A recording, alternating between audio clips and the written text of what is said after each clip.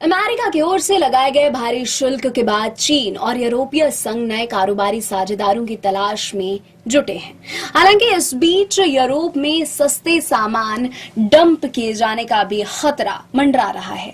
जोखिम घटाओ, विविधता बढ़ाओ और व्यापार की रणनीति बदलो, यह मंत्र कभी वैश्विक व्यापार पर चीन के बढ़ते दबदबे को रोकने के लिए इस्तेमाल होता था।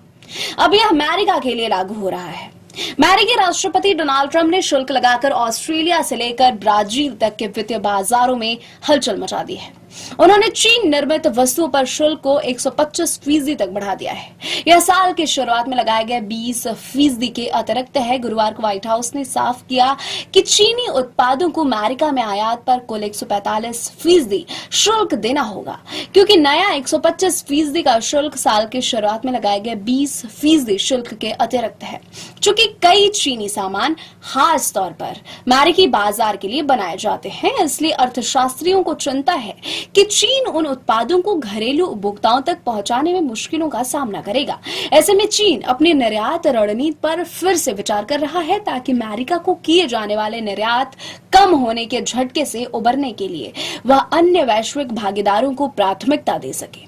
चीन पर केंद्रित लंदन स्थित शोध संस्था एनोडो इकोनॉमिक्स की संस्थापक और मुख्य अर्थशास्त्री डायना चोइलेवा का मानना है कि बीजिंग अपने क्षेत्रीय पड़ोसियों के साथ निर्यात बढ़ाने पर विचार करेगा, जिनमें से कुछ के साथ उनके ऐतिहासिक रूप से तनावपूर्ण संबंध रहे हैं।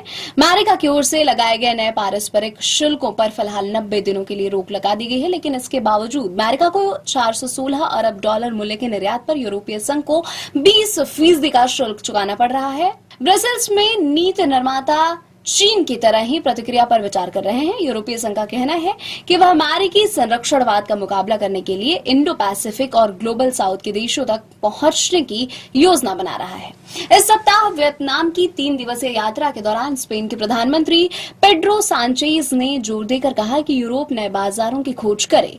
उन्होंने कहा कि उनकी सरकार दक्षिण पूर्व एशिया के साथ अधिक व्यापार के लिए अपने देश और यूरोप को खोलने के लिए दृढ़ता से प्रतिबद्ध है। यूरोपीय संघ और चीन द्विपक्षीय व्यापार को बढ़ावा देने का प्रयास कर सकते हैं। इसके बावजूद अर्थशास्त्रियों और नीति निर्माताओं को यह भी डर है कि यूरोप को दोहरी मार झेलनी पड़ सकती है। एक तरफ अमेरिका की ओर से लगाया गया काफी ज्यादा शुल्क है, तो दूसरी ओर दुनिया की दूसरी सबसे बड़ी अर्थव्यवस्था चीन के साथ नई व्यापारिक प्रतिस्पर्धा शुरू हो जाएगी।